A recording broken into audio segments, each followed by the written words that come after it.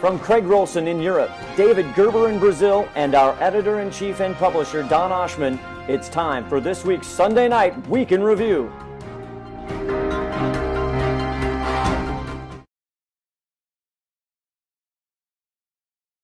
Good evening. Once again, it's time for the HideNet Sunday Night Week in Review video. My name is Don Oshman, editor-in-chief and publisher of HideNet Publications. Sorry we couldn't get this report out last week, but we were in Shanghai at the All China Leather Exhibition, ACLE, and which was a very, very interesting show. But in China, we all forget they're still a communist country, and they control what you can put on YouTube or that matter, Facebook or things like that. So we couldn't do anything from Shanghai while we were there. But we're back, got back last night, and glad to be home as always. It's a travel season for everybody in our trade with MyCam. I was in Milan last week. The former Bologna show is in Milan this next week. In Shanghai was next week, and the following week I think is the Semaine de Cuir in Paris. With other little shows in between, it goes on and on and on. But 'tis the season, as they say. Anyway, in Europe, Craig Rolson reported that everybody's back from vacation. Craig Rolson reported that how things went in MyCam and MyPel in Milan, and very interesting report on that, what was seen, what the atmosphere was, what the end result was. Also out of Italy, there's a story on Consiglio Ghiata, which closed up in Italy over the holidays. Also, the UK Irish hides got a better reception in China than they did in Italy. Also, the UK Irish market is not high and not strong. Everything else is generally about steady since vacation started even in July. So there's no great shakes going on. It's just steady with, again, late spring or early summer. No changes there. The Chinese seem to be the big buyers of German cows as opposed to Italy, which was heartening for the producers who wanted to sell some.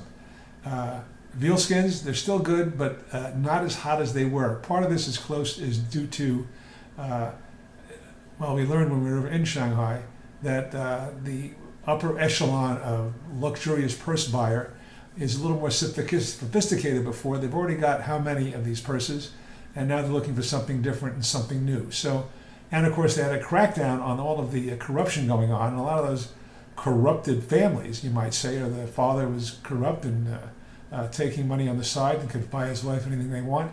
Well, they've cracked down so hard. This has affected some of the luxury business in China and also everything in China. In fact, some people who seem to be in the know more than I am said the 7.5% growth rate there is really more like 5%. But you can't exactly trust everything you read about those numbers. I don't know, but I can believe it. The crackdown in the economy on the officials who had all this money to spend is trickling down, crackdown, if you will. Also, Craig reports on lamb, sheep, fellmongerings in China are basically defunct.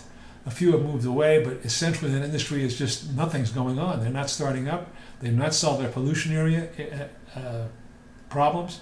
And somebody told us that the business is so bad it doesn't matter in lamb and sheep. And some people, I think I also found out or learned or heard, were speculating, were piling up skins if possible, because for a leather making item, they are too cheap.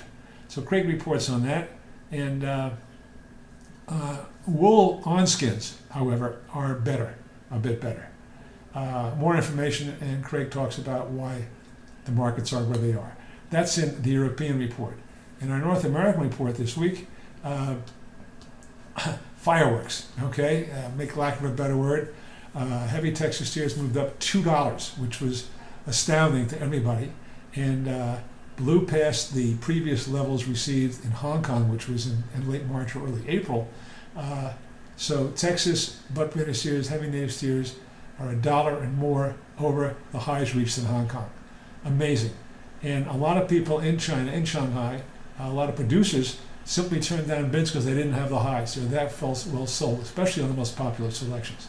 The cow sector is just about steady, a little bit better than it was, but nothing, no great shakes. In Shanghai also, the United States Hide Skin and Leather Association presented their new standards for hides. So new nomenclature, new trimming, not really trimming, but new standards for exports of American hides. That's available on the HideNet.com website for all that are interested. Also, the big news in America this week, in addition to record prices for steers, was the export figures that showed a credit or a cancellation or adjustment of wet blue sales minus 220,000 pieces. Nobody can understand it. Nobody knows what's going on. The USDA report also showed adjustments or corrections in other countries as well, like everything didn't happen this 1 week. So the USDA, for some reason, is adjusting the numbers downward because they must have found some errors. We'll know more about that next week, and we're trying to reach them. We tried to reach them last week from Shanghai and couldn't, but there's got to be a story behind this because the numbers just don't make sense. I mean, it could be that the numbers are where they are, but it didn't happen all in 1 week. We'll find out in the future and let you know. Also, combined outstanding wet blue and raw hides were down 18%, in part because of this correction from the USDA on wet blue hides. Slaughter exceeded sales again this week. This is like 8 or 7 out of the last 9 weeks. It's amazing. Some more unusual or suspect numbers from the USDA. And shipments were above slaughter. Shipments seems to be okay. And then we have a detailed report on the Shanghai Fair for all of you who weren't there. And maybe if you were there, we might have had a different perspective than you did. In Latin America this week, prices went up again in Brazil. Everybody is incredulous. Fresh green prices set a new record, as did wet blue as a result. Now tanners are asking as much as $2.15 a kilo for TR1 because they had to pay another 5 cents a kilo on their fresh green hides.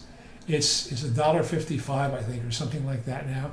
And everybody's incredulous, but there's such demand for the abattoirs, they're controlling the market, and the tanner who needs to buy raw material for his wet blue has to pay the piper, or pay the tanner as it will. Pay the packer as it will. Argentine prices went up as well. Also, everybody's amazed at that. And there's also the MyCam report from Italy, from the Brazilian perspective, and the Shanghai Leather Fair report, the Brazilian perspective as well. So that's it for tonight. Thank you very much for watching. Free trial, yours for the asking, at www.HideNet.com. Can you afford to be without it? Thanks again for watching. See you next week.